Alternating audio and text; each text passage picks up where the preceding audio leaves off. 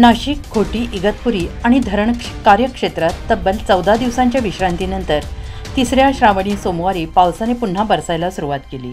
दारणा धरणात 89.65% पाणीसाठा झाला, तर भाम, भावली, वाकी, वालदेवी, आळंदी ही धरणे पूर्णपणे भरली आहेत।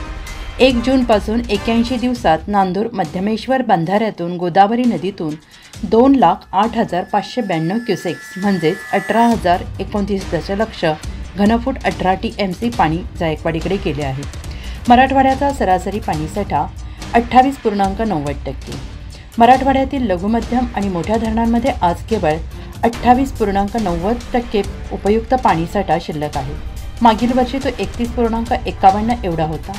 जलसंपदा विभागाने दिलेल्या माहितीनुसार मराठवाड्याचा धरणसाठा हा इतर विभागांपेक्षा सर्वात कमी आहे। मराठवाडा विभागातील अनेक धरणे अजूनही शून्यावर आहेत। विभागातील सर्वात मोठे जायकवाडी धरण आता 31.34% भरलेलं आहे। मागील 2 दिवसांपासून होणाऱ्या पावसामुळे धरणसाठ्यात वाढ होत आहे।